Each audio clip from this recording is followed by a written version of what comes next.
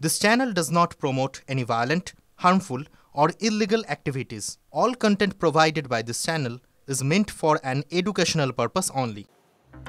DBC ছাড়া জলে বিপদসীমার উপরে মুন্ডেশ্বরী নদী বন্ধ, নৌকা চলাচল। হাওড়া থেকে ভাটরা যোগাযোগ বিচ্ছিন্ন। ভাটরা দ্বীপে মোট 3টি গ্রাম পঞ্চায়েত রয়েছে, সেখানে 50,000-এর বেশি মানুষ বাস করেন। UEN Jaipur is a perfect target for prospective students aspiring for good jobs, good education with future-ready skills. Howrah থেকে ভাটরা যেতে একমাত্র ভরসা নৌকা, কিন্তু নৌকা চলাচল আপাতত বন্ধ থাকায় যাওয়া যাচ্ছে না ভাটরায়। ভোররাত থেকে জল ঢুকে প্লাবিত পাঁশকুড়ার বিস্তীর্ণ এলাকা। জলের তোড়ে ভেঙেছে বাড়ি, ভেসে গেছে গবাদি পশু ও প্রয়োজনীয় জিনিসপত্র। স্থানীয়দের অভিযোগ, খাবার নেই, পানীয় জল নেই, এমনকি মেলেনি প্রশাসনের তরফে কোনো সাহায্য। ইতিমধ্যেই এনডিআরএফের 2টি টিম উদ্ধার কাজে নেমেছে, বাড়ি ছেড়েছেন অনেকেই। কংসাবতী নদীতে জল বেড়ে মেদিনীপুর পুরসভার 17 এবং 18 নম্বর ওয়ার্ডে ক্ষতিগ্রস্ত 100টিরও বেশি বাড়ি। ওই সমস্ত বাড়ির বাসিন্দাদের সরিয়ে নিয়ে আসা হয়েছে অন্য জায়গায়। স্থানীয় স্কুলে খোলা হয়েছে ত্রাণ শিবির। জলের তলায় খানাকুলের 2টি ব্লকে 24টি গ্রাম পঞ্চায়েত। রাজ্য সড়কের ওপর দিয়ে বইছে জল।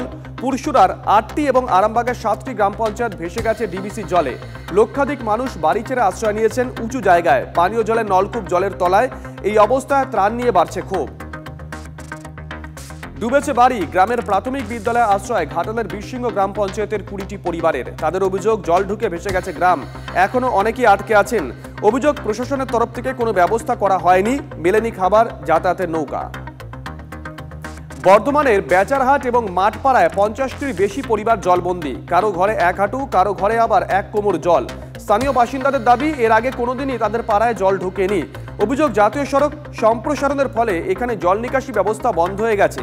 প্রশাসনকে জানিয়েও কোনো লাভ হয়নি, এমনটাই দাবি করছেন তারা। শিলাবতী নদীর জল বেড়ে আতঙ্কে বাঁধ লাগোয়া এলাকার বাসিন্দাদের বেশ কয়েকটি বাড়ি হেলে গেছে, যে কোনো সময় ভেঙে পড়তে পারে এমনটাই আশঙ্কা করা হচ্ছে। আতঙ্কে ঘর ছেড়ে নদীবাঁধে আশ্রয় নিয়েছেন বাসিন্দারা। প্রশাসনের হস্তক্ষেপ দাবি স্থানীয় বাসিন্দাদের। জলমগ্ন উদয়নারায়ণপুর বিপাকে মৃৎশিল্পীরা। মাত্র আর কয়েকটা দিন পরেই দুর্গাপুজো, তার আগে ডিবিসি ছাড়া জলে ডুবেছে উদয়নারায়ণপুর।